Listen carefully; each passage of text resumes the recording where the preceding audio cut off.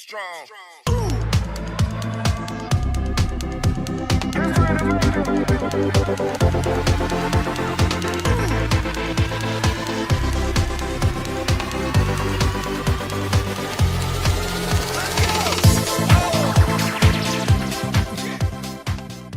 Hi, welcome to episode 1 of the BKO Talks. It's December 18th, 2021, and here we are, our first episode. I'd like to introduce myself. My name is Martin Kozma. I'm a BK member, and I'd also like to welcome you, my other co-host for the very first episode, Bruce Paterson. How are you, Bruce? Good, thank you, Martin. It's exciting to start on one of these O-Talks, and we'll see how they go. We'll see how we go. We don't know where we're going. We're going to give one a go. If anyone likes it, then we'll keep going. If nobody likes it, well, we started at 1 and we ended at 1. So that's the way it goes. But let's go. Let's have a little run through of what we want to cover in today's talk. So we've got four topics today. So we've got talk a little bit about the BK website software page. We've got a little bit about some really interesting things about MapRun 6 that you're going to cover off and some of the newer features. So that's sounding great, which will also include how to upload some of these tracks into using your MapRun console and also uploading into Strava. And I think these are some of the things that maybe a little bit beyond people's comprehension if they don't have a little bit of a helping hand. So we're hoping that today that even if people don't get the full gist of it, they'll get a sense of how to do this and then we can help them along the way. I'll also be touching a little bit on MapRunG. So for those people who do have a Garmin compatible watch that can run MapRunG, then I'll be talking through some of the software and how to get that uploaded. So other than that, I think also if that MapRunG happens to go wrong, how you can still upload your event to MapRun afterwards. Exactly, and I think that's one of the big things that nobody, now that we're in this technology world where we're so dependent on, say, MapRun, things don't always go as perfectly as what you like, and it's nothing worse than having a run and feel like, oh well, that didn't work, and I've wasted my result. And we're going to be able to hopefully help people through some of those things, and so that you can keep your results going and have a way around it. So that's great. So as I said, this is the first of what we hope will be a few talks that we'll have. Maybe even in the future we might try and even go live with one of these, Bruce, and get some chat participation going. But we'll start off slowly, see if this works, and then we'll go from there. So I'll start off with the first topic, which will be the BK website. So just in a quick moment, we'll flick you around to that. So see you soon. See you soon.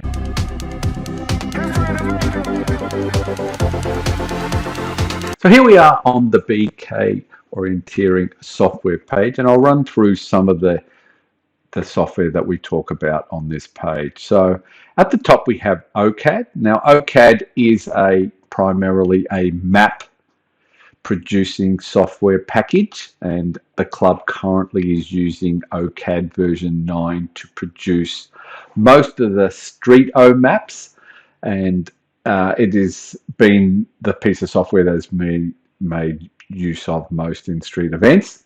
There's another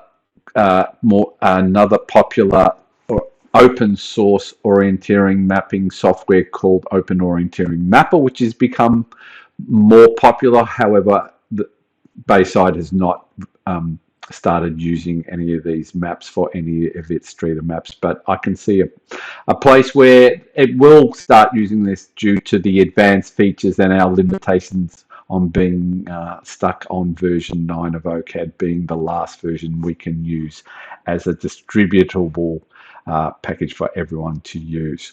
Then we go down to Condes, and it's good to note that traditionally for course setting, particularly at park and street events, that OCAD had been used as the course setting software as well, but we're moving away from that system now, as Condes is specifically made for course setting, and it will take in a base OCAD map which cannot be altered, which gives us a number of benefits of keeping our maps in a pure and unaltered state. Purple Pen, open source software again, is also for course setting only, bringing in a base OCAD map, which you can also do course setting. And then the next section down, we have event software, such as OE, OS, OR, primarily used for people who are course setting at various events, and not so much for general club members. But there are links to that as well. MEOS is another piece of software for events, which is also coming in. Open source software becoming more popular, and we've also been doing some proof testing on that. And then we come down to MapRun and its associated software, which Bruce is going to run you through shortly. So here we have, you can get the links here, MapRun 6 available on both the Google Play Store and the App Store for iOS devices. MapRun Console being a web-based site where you can go for, and also MapRunG for those of you that can run apps within a Garmin watch, are available on the Garmin IO App Store. And also Connect, which is part of the Connect IQ, and also just some of the other Garmin links if you're using a Garmin watch, such as Connect. And as well, we also have a link down here to Strava.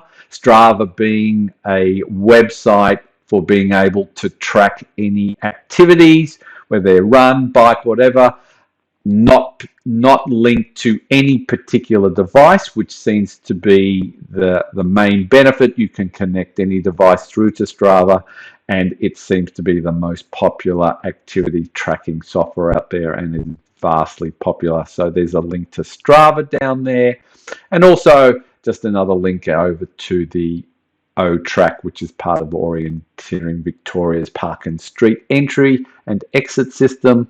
So that's the main pieces of software there. If you have any questions on any of the software, or you need to get access, or you're not quite sure what to do, please let me know.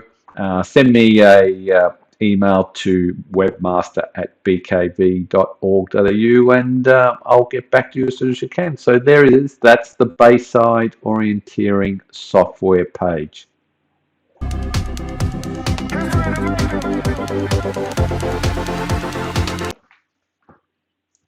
3, 2, 1. In this part, I'm going to talk about what you need to get started at Park and Street events if you are absolutely brand new to the events and need to get started. I'm going to show you what you need from a phone perspective. And what I've done here is I've arranged 4 icons on my desk, on my phone desktop, which you'll need to get started. Now, I'm using an Android phone, but the Apple or iOS version will be very similar. So at the top, I've got Play Store. If you're using an Apple, you'll have the App Store, and most people will be familiar with that. Most people will also have the second icon, the Service Victoria app. So those two things should already be installed on your phone. So having said that, the third one is called O-Track. This is actually a website shortcut, which I've placed on my phone desktop. And last of all, we've got the MapRun 6 app. Let's take a look at the Service Victoria app. So in the Service Victoria app, I've actually got a shortcut to my Orienteering Victoria Park and Street in my favorites already. And the advantage of this is that you don't need to use your camera on your phone and QR code in, because it's already there, and all I need to do is tap on that at the event and check in. So that makes life a little bit simple.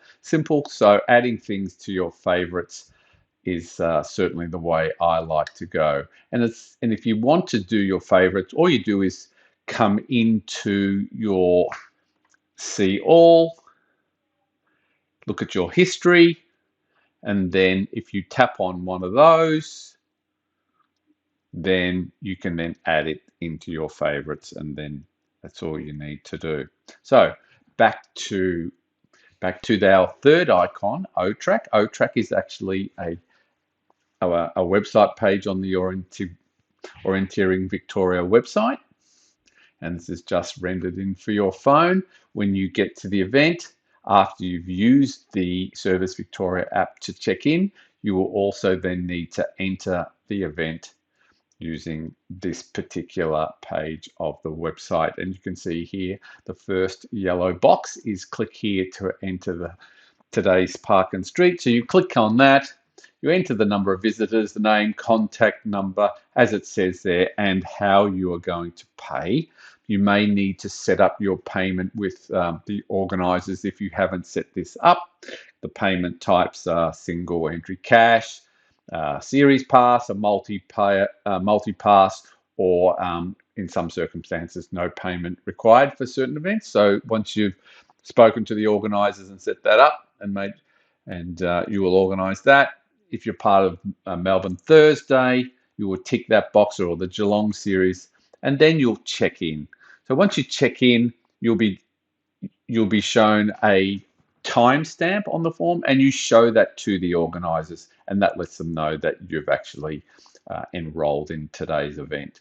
So then it's a matter of going back and getting set up with MapRun. Now, if you don't have MapRun 6, then it's the normal process of getting an app onto your phone. So on the Play Store, if I was to do that, I go into search, I type in MapRun and search. Once I get there, you can see that I have 3 choices: MapRun 6, MapRun, and MapRun F. MapRun 6 is the latest version, so that's the one you want to choose. Click on that, and you can see I've got uninstall or open because I've already installed it. If you haven't installed it, it will say install, and you will go ahead with the installation process of that. And once you get to that, you can open MapRun 6. When you open MapRun 6, you'll see the version number at the top. The first things you want to do is get some details in. So first of all, your name. So just your first name, your last name. There's a few other details it does use. Your gender, which I believe is still a type box. Your email address, phone number, date of birth, postcode, and a club if that's required, and then accept the terms and conditions. Right, so you've got your name in there, so the app knows who you are, and now it's a matter of selecting an event. There are 2 ways to do that. If you use location services on your phone, you can use the Events Near Me button, and it will look in an area where you are located and try and work out what events are nearby or already installed into MapRun. So I'm going to tap that one now, and I do have location services turned on, so it will now try and work out what maps are available in my area. And you can see I've got Blackburn South, Canterbury Trails, Blackburn North, Blackburn Creeklands, Deep Dean, etc. So it's a fairly wide radius, and you can see the way the names of the events works. You can see we have the map name. So I'll use Blackburn South as an example. Blackburn South, then the date around which the event may be. It's not always the exact date of the event. Sometimes it's a day or 2 earlier, depending on when the course setter has uploaded the file. The next letter in this case is C, that's the course. And then the 10 refers to a scatter course where you are required to get 10 controls, as opposed to the next one, which is B course, 13 controls, A 17, etc. The 4th one down is a score event. So you can see that says score PW65. That stands for a score course for power walkers. and they must be back within 65 minutes. So what you do if you want to go from here, and let's just use Blackburn South as an example. We click on that, and you can see now it has loaded Blackburn South, the 17th of November 2021 into MapRun, and then all we need to do is go to the start. So there we go to the start. It is now expecting us, so we're waiting for us to walk into the start area in order for us to now kick off our run, and the time starts going. So I'm going to exit out of there now.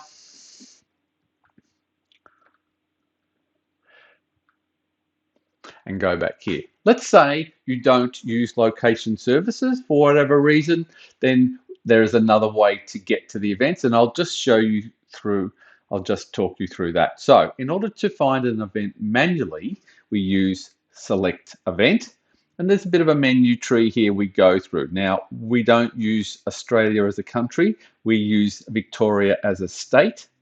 So we scroll down to the bottom and use Victoria. And then you can see a number of areas within Victoria. And if you're in the Park and Street series, we use Melbourne Park Street O. And Melbourne Park Street O is also divided up into a number of sections, being Melbourne East, Melbourne North, Melbourne South, Melbourne West being the Melbourne typical Monday to Thursday series. We also have the Mornington Peninsula series and the Saturday series as well. But for the sake of this exercise, let's do Melbourne East. So if you know which event you are and you're using the fixture, you'll be able to find which day it is. So Melbourne East, and generally we're looking within the week of that particular event. So I'll go this week, and then you can look down and find, using the dates next to the map name, you can find whatever particular course you're doing. Let's say it's Doncaster Heights and A course, then you can download that. Remembering, of course, that you can always do these runs after the event. So you may like to run it at another time. You simply can go to whatever event you like, download the map from the Victorian Orienteering website, print it off, and then go and do the events as well. Obviously, those results don't count towards a series result, but you can do it at your leisure. So I've now loaded in an event manually, and then same process, I will go to the start. And you can see now that's the start for Doncaster Heights. So you do your run, come back, and then you will see the results. I'll just exit out of this to show you. So I'm back from my run, and when you come back and you finish, you can show results. One thing to keep in mind when you have MapRun, a couple of important things to do with your phone itself. And I find, one, ensure that you have your volume up. So in order to hear any beeps as you pass into the control area, you want to have it quite loud. So make sure your volume is up, your phone is not in silent or mute mode, and that you can hear. The other thing I've found that can also cause trouble is if your phone is set to a very high power saving mode, it can turn off quite a lot of services in the phone itself, including your GPS, as that takes up a lot of battery. So ensure that your phone does have enough battery to complete the event, especially if so making sure you're not on maximum power saving. I believe if you can go down if you're running a little bit low on battery, you can go down maybe one power level, but maximum power level can cause some problems. Just something to take note of. So once you're back from your run and you want to show your results, you can come in here, see the results. There's the list of all the events you've done. I'll just choose the top one from Doncaster Heights, And then we have an option of all results or all events. I'll use all results. It will look at the event for Doncaster Heights, and you can scroll down here and see everybody who's participated. It's got their name, it's got the track. So if you want to go in, and see your track, it will actually show you exactly where you went. It tells you the time, whether you got the number of controls required, be the OK classifier. So in the control visitors count, the very first number is the number of controls that are required, and then you see the order of the controls. It gives us the distance and also works out a calculation of how your pace based on minutes per kilometre. So there it is. That's how to get started with MapRun. When you get back to the end of your run, of course, what you will then do is go back into your O-Track, and then O-Track has a checkout. So you'll come down here to the second yellow box and click here to leave today's park event. It's very important to make sure the organisers know you're back and they don't come looking for you out on the course. So click on that, give them a flash of your phone to let them know you're back, and then you're all good to go.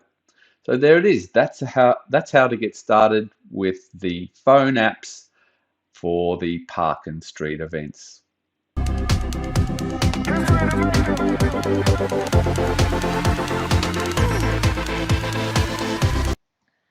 Now I'm going to show you some of the new options which you may not be aware of in the latest 6.5 version of MapRun.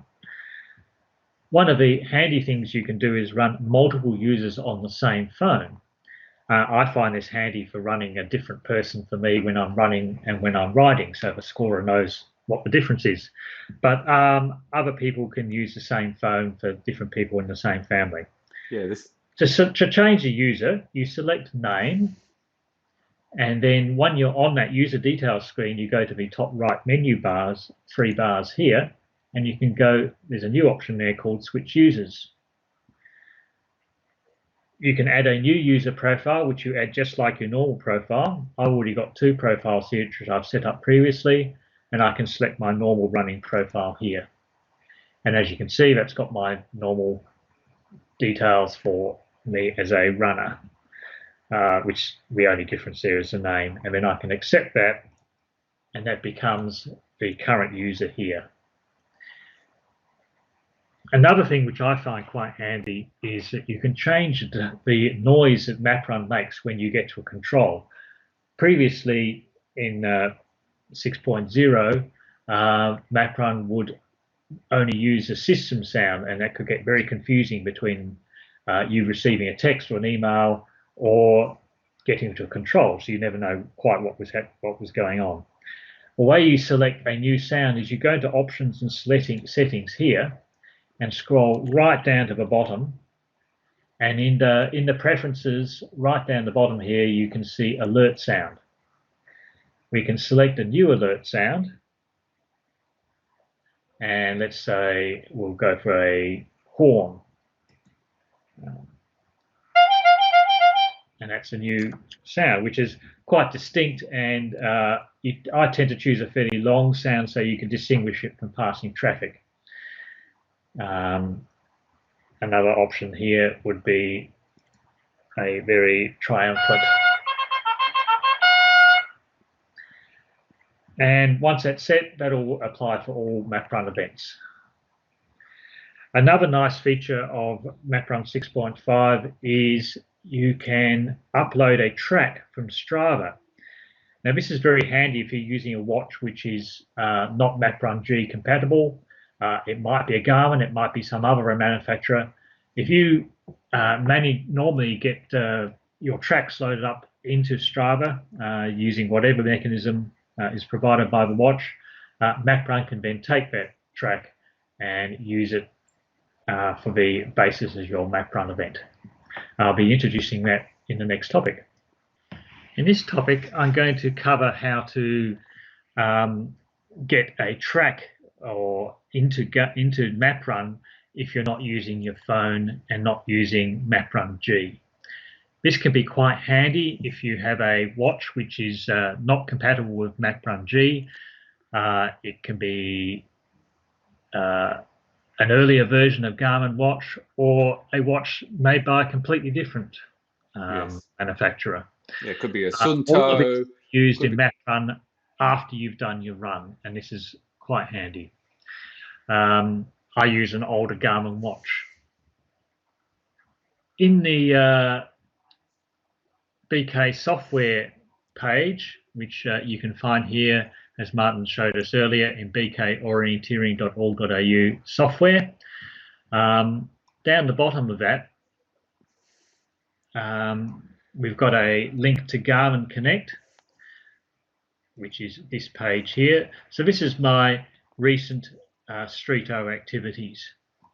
I'm going to show you how to save a GPX file from Garmin Connect, but you might be using a watch from a different manufacturer, in which case you'll be using whatever mechanism that manufacturer has to save a GPX file. To save a GPX file from the Garmin Connect website, you go into the actual activity, and this is last Wednesday's run, which you can see here, just to the right of Ruffley Lake Park at Zerby's Reserve. And once you're in the activity, you can see this little settings type option up here. If we left click on there, we can see one of the options there is export to GPX. So I'm just going to save that in the normal default location, and that's done. There's now a GPX file on my computer for this particular route which I've taken. I will note that you can't save a GPX file using the Garmin app. I don't know why. This is just an annoying thing. If you are just using your phone and you want to save a GPX file, you can actually bring up this Garmin Connect website on your browser on your phone and then save the GPX file on your phone. Another thing which the BK software page shows us is also down there near the bottom here. Under MapRun software, there's a console, which is a browser mechanism of getting into MapRun. And this is how I'll first show you how to upload this GPX file. I'll now go to the MapRun console, which I have here. And here is the MapRun console. This is a web interface into MapRun. What we select to upload the GPX file is GPS track upload. The first thing we need to do is select the GPX file, which we just saved from Garmin Connect earlier, and there it is in my downloads directory. Open that up. We also need to tell MapRun which event that we've just run. In this case, we'll just type in the first few letters of the Doncaster Heights. Check the date because there could be an old one here. This is 15th of the 12th, 2021, and I did B grade. Then you need to enter in your name. Now, if you're doing this on a phone, because you can run MapRun Console on your browser on your phone, if you're just selecting the name because you type in your name so often and it auto inserts your name, often it will put a space after your name because that's what the auto insert from your phone does. Just make sure you delete that space because for some reason MapRun puts you into a different category than if you didn't have the space there. So just make sure there's no spaces either side of your names. Select your gender, year of birth, email address,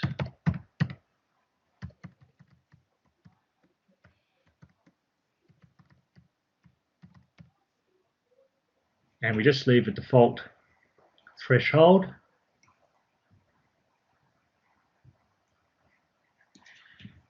And we just leave it default timing method. Now, when you select start and finish the time is determined by GPS based punching, that means when you leave the circle of the start and you come into the circle of finish, that determines your timing. If you use the start by your stopwatch, then you could have a longer time because you might have started your watch before you left the circle, and you may have finished, not remembered to push stop until sometime after you hit the finish. So it's better to use the first timing method there. And then you analyze the track. We've got a finish and a start here. MapRun doesn't, because this is just analyzing a track blindly, it does, and start and finish at the same place. We have to untick the finish, which we've co-registered here at the start, and we need to untick the start, which is co-registered here at the finish. So basically you're saying we have one start and one finish in our track. That's right, and make sure the start is at the start and the finish is at the end. We also make sure we've got the right number of controls. You just count them up manually. 1, 2, 3, 4, 5, 6, 7, 8, 9, 10, 12, 13, 14. Correct. That's the number of controls I needed for B grade as per the map. Bruce, if you visited a control twice, would you leave it in or would you remove it? I would take out I would probably untick for one which is less appropriate. I believe that the analysis later does take care of that, but it's better to make it a clean upload. So delete any duplicate controls. That's a good idea, Martin. And then we confirm the punches table because it all seems correct. Because this is a scatter event, there is no score, so we just leave them all as per. It's determine my distance is 7.29 from the leaving the start circle and entering the finish circle. And so we're all quite happy with that, so we submit the results. As it says here, we actually want to go and look at our results. I'd actually prefer if we put a link in here to do that, but we can do that just simply by going to leaderboard here. And the very first selected event is the event which you have just uploaded to, because that's the last activity on the MapRun Console website. And we go OK, and we can see that there's 2 of me in here now with slightly different times, which is interesting. One of these is the upload which I did on Wednesday to get a score, and one is the upload I did just then using a GPX file. Because I've got them under the same name, I don't actually know which one's which. Can we tell by date? Here you go. 7.29 is the one which I registered. Now, the reason that it's registered very slightly less distance here than my upload on Wednesday, notice that it used the default control distance of 45 meters in the MapRun console. Therefore, you gain a slight distance advantage because it won't register your start until you've left 45 meters away from the center of the start triangle, and will register your finish very slightly early, 45 meters potentially away from the finish. This doesn't actually make a lot of difference at the end of the day. As you can see, it's only 10 meters difference. This is also handy to look at. I mean, it's pretty much the same as looking at it in MapRun. And there's the event which we did just then. So that's the upload using the MapRun console. That's great, Bruce. I mean, it's really handy. I think particularly for people where something happens to MapRun and you might just be tracking your course on your map through Strava or something else, to be able to get that GPX out and then back into and not be able to register your result is really really good, really advantageous. Yeah, and also if you're using a different device on your wrist at the same time as using the MapRun on your phone, you can get the alternative track out of your watch, and that'll actually be fine to use for your MapRun result. Yes, I haven't done any investigation on, say, Suunto watches or Samsung or Fitbit, but follow through. If anyone's using any of those other watches and has some experience, please free to email us on how you get the GPX files out of those. Would be handy potentially for other participants in and doing Park and Street.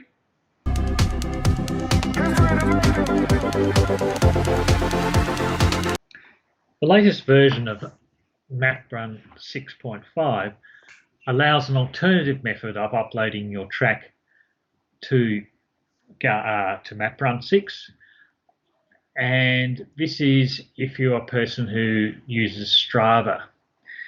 Now, Strava can take input from Garmin Connect. It can take input from a GPX file from some other manufacturer's phone, or it can connect directly up to other manufacturers' applications to get the data from a phone.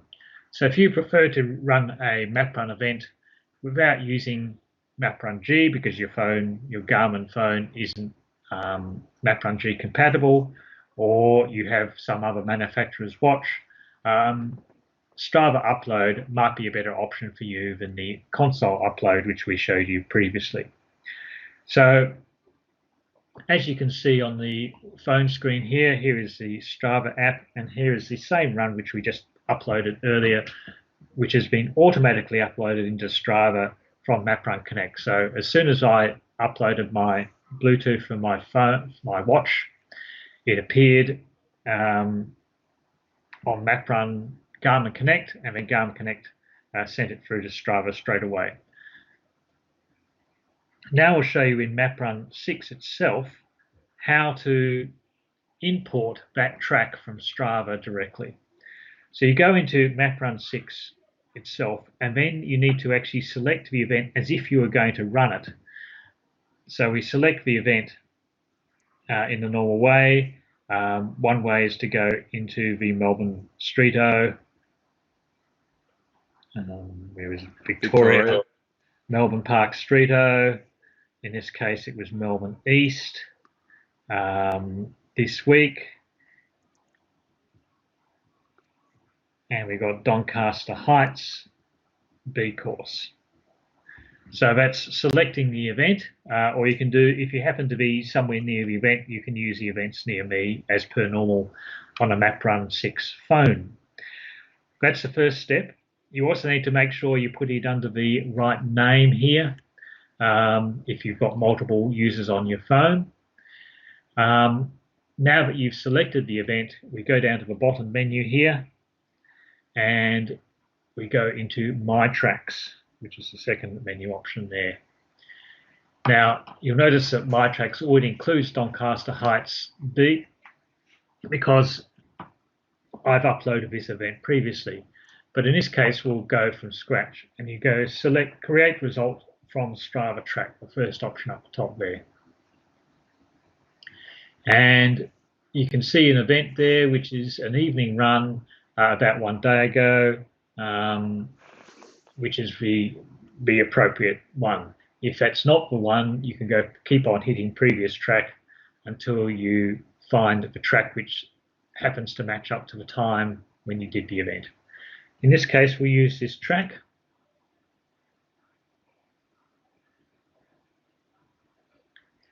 It first analyzes the track exactly like the MapRun console, and here it's automatically unticked that annoying duplicate finish at the start and the annoying duplicate start at the finish, and it's got a default tolerance of 15 meters, which is what we normally use for our MapRun events.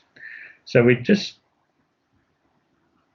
bring the whole map into view here. I just visually check to make sure that the number of controls I wanted to leave out are left out. So in this case,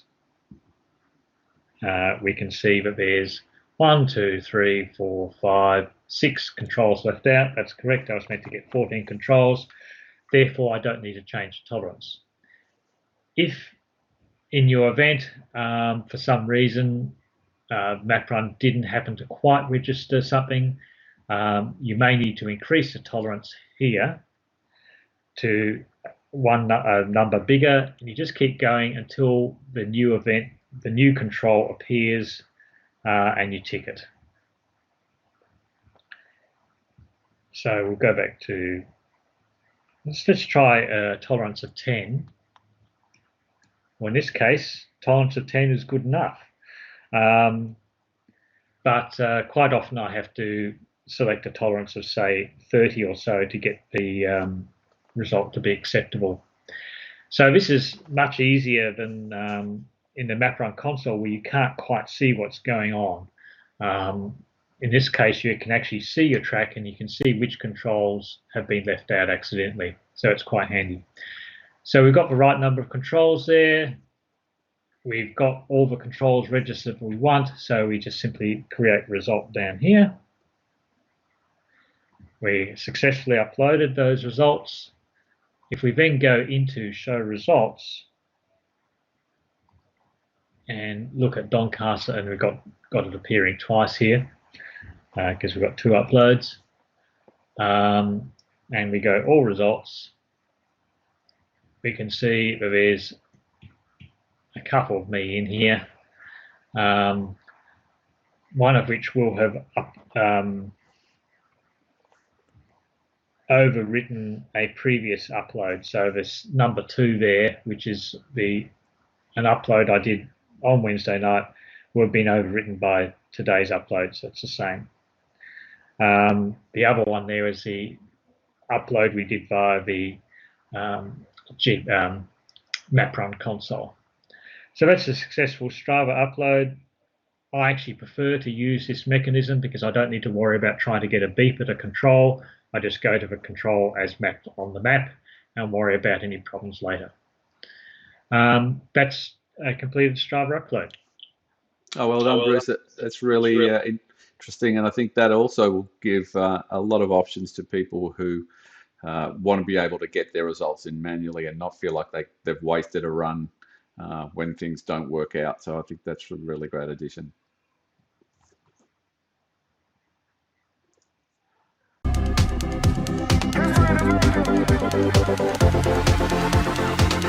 So let's talk about how we get MapRunG onto our watches, and from the very beginning, if you're getting started with MapRunG and not quite sure how to go about it. So I'm going to go into MapRun 6 itself. Most people will understand how you get this started, as anyone who's been to Park Street, it's pretty much mandatory to use it. So you know how to use this. You'll notice on the options here that the one down here, I have send event to my Garmin watch. Normally you'll have a button there that says go to the event start, but when you're setting up with a Garmin watch, it's slightly different. I'm going to show you how to get this set up.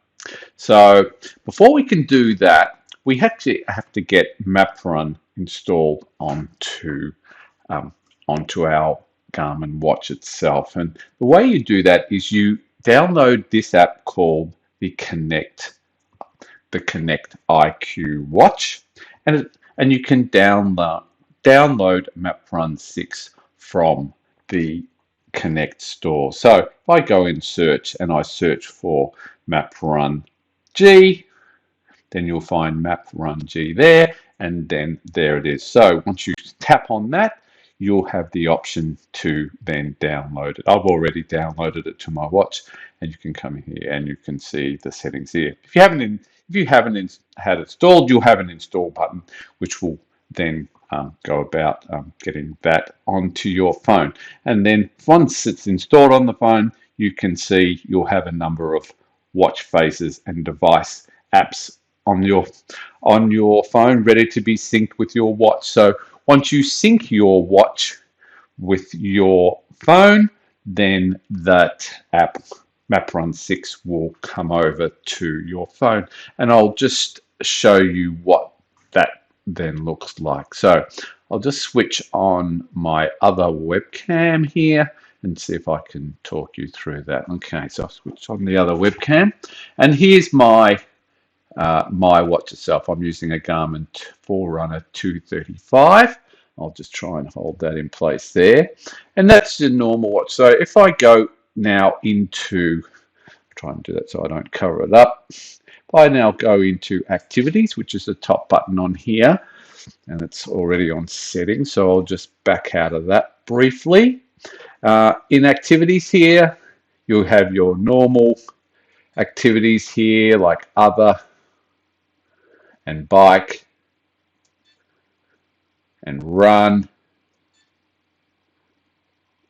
run indoor, run. And there's one here now called apps. By now, if I've synced any apps up to my watch, you will now get this as a menu item. I press on the top right and go into there. You can then see here, MapRun 6 is installed on my watch. So the first thing you want to do is tap this again. If you tap this again here, you'll notice a watch ID. This is very important. This is going to link your MapRun 6 app to your watch itself. So you need to note that number. That is a unique number. So you need to do it on your own device. So take note of that. Take note of that particular number and write it down. I'm going to exit out of the app now. So I'll exit out of there and I'll just turn off this webcam for the moment. Okay, so at this point in time, we have our MapRunG app installed on our phone. And now how do we link the two? So we go into our MapRun 6, and as I said before, we need to go down to Option and Settings. In Options and Settings, you see down about halfway, there's a GPS Watch Mode section. And in there, there's a couple of pieces of information that you need. First of all, is that ID which we picked up from the MapRunG ID on the watch. So if you've written that down, you need that number. The second piece of information we need is your Garmin Connect login. Now, if you have a Garmin watch, most likely you have already created an account to set yourself up on Garmin. And if I go into my Connect account, you can see that I have mine all set up, and that is generally a username and a password. So back into MapRun 6, down to our GPS watch settings. So you'll need here, you start like this, and when you turn this on for the very first time, it's going to ask you for this device ID, and it's going to ask you for your Garmin Connect login, which is your username and password. Once you do that and you're successfully connected, you will get your green tick here. And when you go back to your home page of MapRun 6, you will now see the button change to Send Event to My Garmin Watch. So the process at the event is to, when you're at your event, is to go and find your event as normal. And then what you'll do is you'll then press this button here. Sorry, I'll go and find an event near me.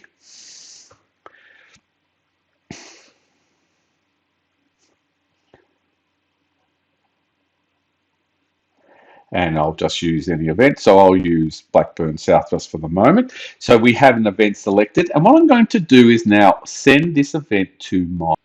So when I press, you'll see now I've sent the event to my watch, and you should get this message, success.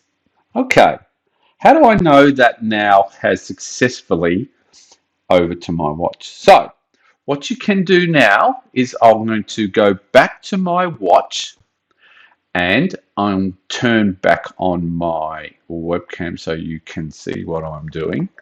All right, so let's have a look here. So back on my watch here, I'm back on the watch in the map, and I'm going to press to go into there, and then you'll see your ID, and then immediately it will start looking for an event that's been sent. And you can see now closely that there it is, my Blackburn South 17th of November 2021 C course has been loaded into my Garmin watch. So at this point, this is all you need to do. So you're at this point, you've got your watch loaded, and then you can press the button to go again, and it says go to your start. All right. Once you press this button though, once you enter the start zone area, it will beep. So generally I like to make sure I'm ready, everything's done before I press that button to go into this particular screen. So I stay at the screen before and then press it just as I'm ready, because I know as soon as that beeps, my time is running. I have seen a few certain circumstances where it can lose the connection between the phone and the watch itself, because that's all synced via Bluetooth. In that case, you need to come back to your phone and then send the event to your Garmin watch again. So once you successfully head it off, the phone, the watch will then beep as you enter the control area, and then once you finish, you will get a message on your phone saying continue and save. So once you get to the finish, you press the right top button again to continue, and then you use the, I think it's the back bottom right to go back, and then it will ask you whether you want to save. So you definitely want to do the save, and then it will then send that through to Garmin Connect. Once it's in Garmin Connect and then synced up, I'll just turn off my webcam for the moment. You'll then come back into your MapRun 6 app itself, and then you can come into show results. And the first thing you will do is ask to get your track from Garmin. So you'll come in here, and I actually haven't done any events, but it will list your event. And if it's not the one that it was done previously, you might need to use the previous track to go back. So I'll just go back one screen, show results, and then once that shows up, you will press, this was a Doncaster event from Wednesday night, and then you can come in here and see your event and press all results, and there are all the results. So it's a nice little feature to run with MapRunG. It means you don't necessarily have to carry your phone, and it just can just make it a little bit more convenient to run. So that's pretty much the process for using MapRunG on your at the event. So if I've left anything out or any pieces of information that are not clear, let me know. If you go onto the Bayside Orienteering software page, you will also see a link which will have a link to a detailed description on getting set up if the video doesn't quite explain it. But anyway, that's how to use MapRunG at your street events.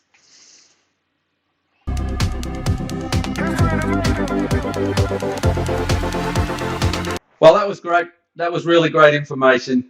I hope everyone got some good value out of some of those. And coming up, we should have some interesting topics. I mean, we don't know where we want to go, but we're happy to look at things like, you know, Streeto course setting.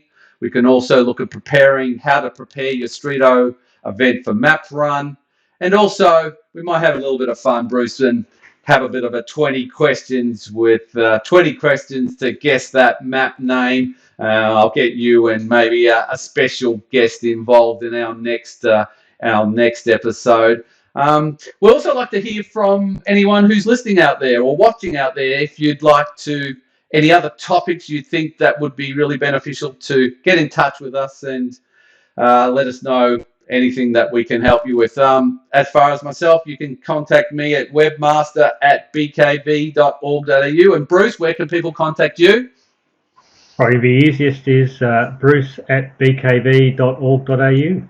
Well, that's fantastic. And hoping you have a good Christmas, Bruce, and lots of great orienteering coming up for you. I'll see you at Streeto, and hopefully we get something through January. So thanks again for joining us. It's been really invaluable, and hoping you can join us for episode 2. Let's hope we get there. Thanks a lot. Yeah, give us some feedback, everyone. Thanks very much. Bye.